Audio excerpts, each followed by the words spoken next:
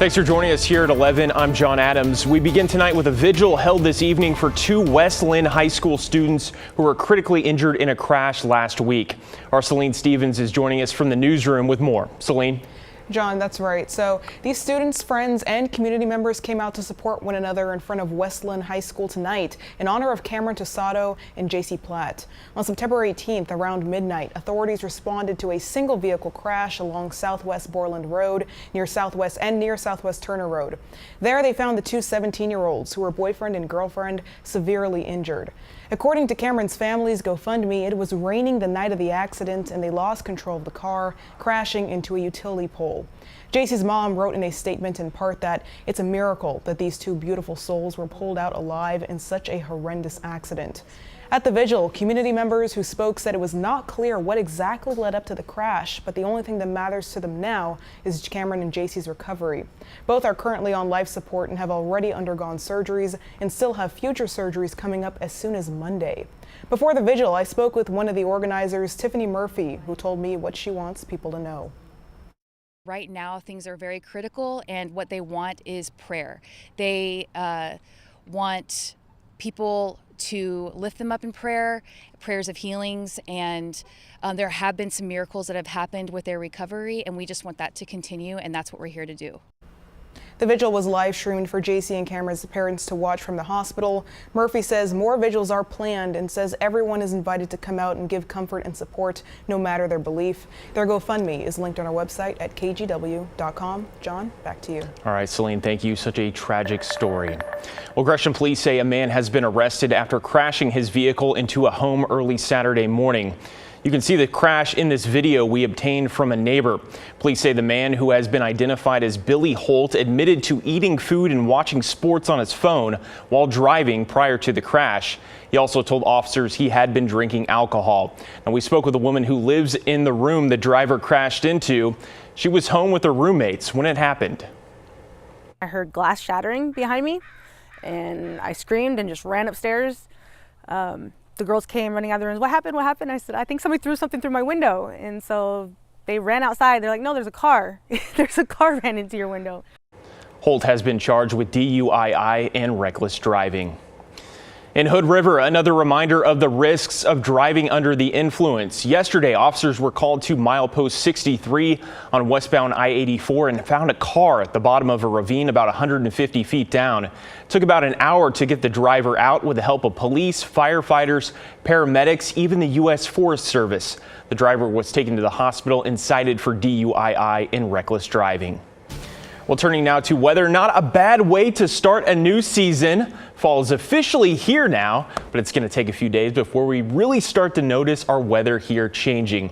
Meteorologist Joe Ranieri is joining us tonight to let us know how long that sunshine and warm weather will be staying with us. Joe? It's going to be staying with us for tomorrow and Tuesday, and if you're hoping to keep that summer glow going, you will be in luck for tomorrow and Tuesday with sunny and warm conditions. So daytime highs for your Monday are going to be right around the upper 70s, low 80s. By the afternoon, those morning clouds will kind of melt away pretty quickly. I'm forecasting daytime highs right around 80 degrees. It gets even nicer heading into Tuesday. So the first couple of days of autumn definitely won't be feeling just like fall. It's getting hot Tuesday, highs around not 80, but around 90 degrees.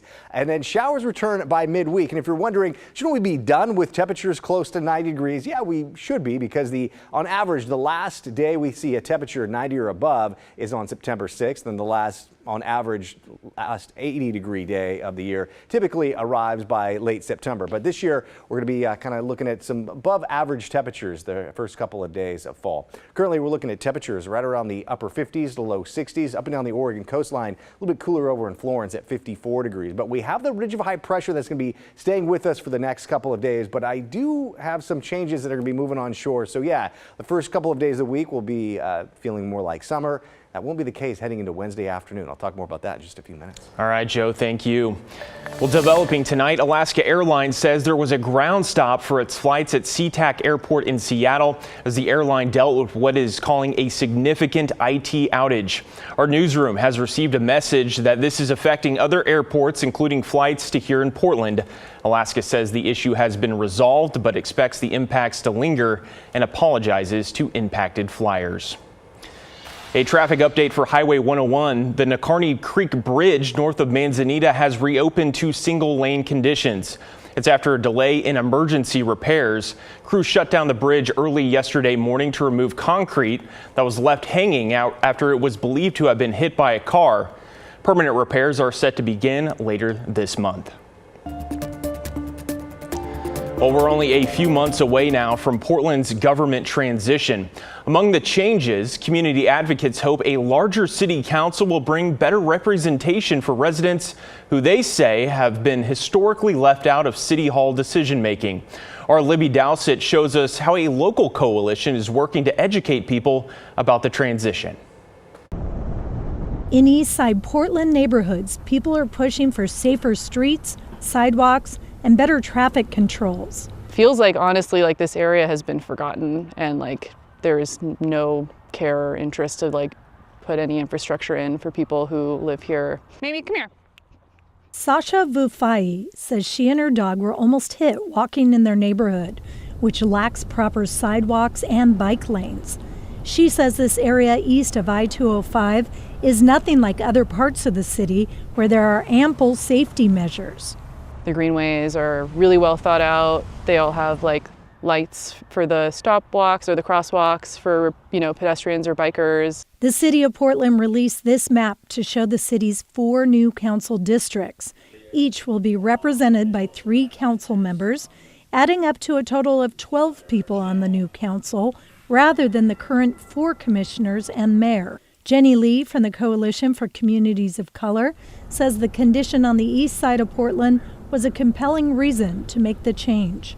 We've had feedback from people that we're talking to at the doors saying nobody has ever knocked on my door before. I've never heard from any kind of campaign.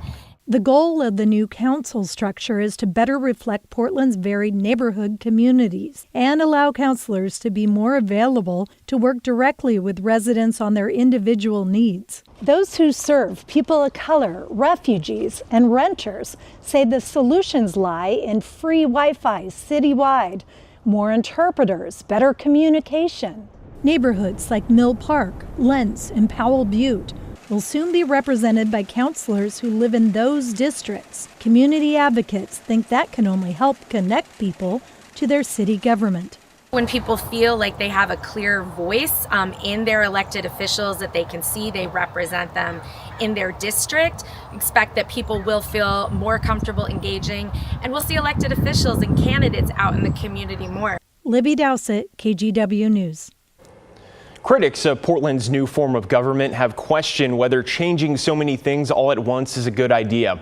Concerned it may lead to confusion. That's why other city leaders are watching Portland, as it will soon become the largest city in the nation to elect their leadership this way.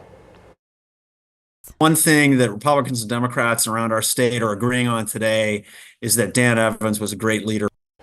Leaders in Washington state are remembering former Governor Dan Evans. His family confirmed he passed away Friday night at the age of 98, saying in part, he touched lots of lives and he did this without sacrificing family.